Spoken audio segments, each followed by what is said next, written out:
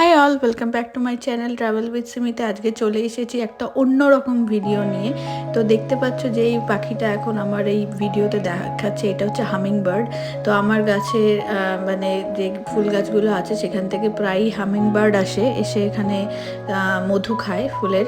আর মানে এই ভিডিওটা আমি একটু অন্য টাইপের একটা ভিডিও করছি।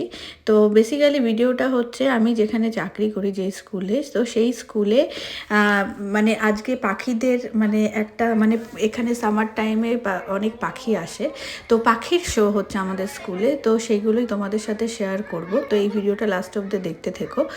তো আমার পিছনে দেখতে পাচ্ছ দুটো পাখি। এই পাখিগুলো বুঝতেই পারছো, এইগুলো হচ্ছে ম্যাখা।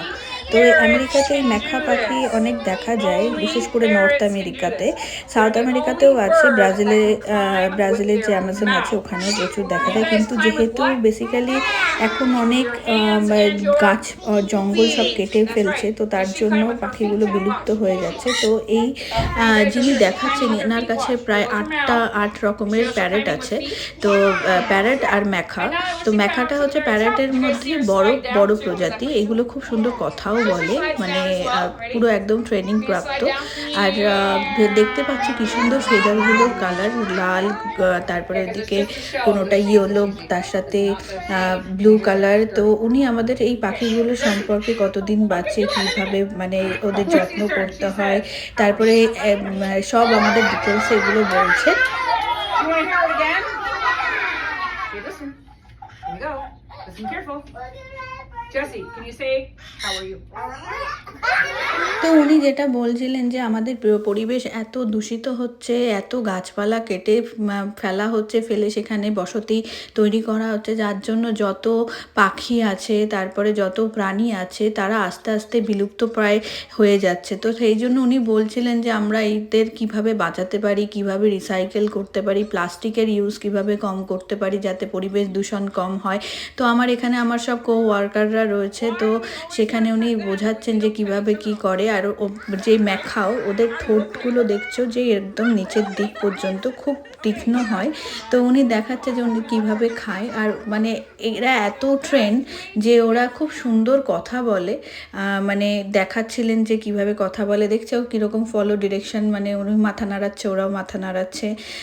তো মানে খুব ভালোভাবে উনি রেখেছেন এদেরকে। আর এই মহিলা আমাদের স্কুলে প্রত্যেক বছরই আসেন, এই ওনার যে যতগুলো প্যারেটস আছে এই প্যারেটসের শো দেখানোর জন্য।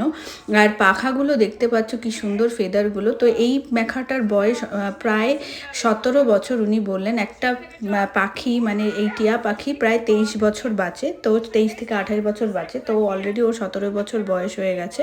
আর এখানে দেখতে পাচ্ছ, এখানে ছোট ছোট প্যারেটস রয়েছে। এই যে প্যারেটসটা, যার টেস্ট টিউব মানে গলায় লাগানো একটা ফানেল টাইপের, তো এই খুব অসুস্থ। তো এর একবার হার্ট অ্যাটাকও হয়ে গেছে। তো এরা তো খুব যত্ন করে, মানে যে কোনো জীবজন্তুকে ভীষণ এরা যত্ন করে। তো মানে উনি তাই বলছিলেন যে কিভাবে ওকে বাঁচিয়ে রেখেছে, হসপিটালে নিয়ে গিয়ে তারপর ওকে টেস্ট টিউবে খাওয়ানো, তারপরে এখনও টেস্ট টিউবেই খায় ওই পাখিটা। তো মানে আমাদের যেটা আমার বলার কথা, উনি আমাদের এই শো কমপ্লিট করে নিয়েছে, পুরো সবাইকে দেখিয়ে। বাচ্চারাও খুব খুশি ছিল আমাদের স্কুলে। তো যেটা বলার কথা, আমরা যতটা পারি প্লাস্টিকের বর্জন করি, প্লাস্টিক ইউজ না করি, সেটা সবথেকে ভালো। আর প্লাস্টিক ইউজ করলে সেগুলোকে আমরা রিসাইকেল করি।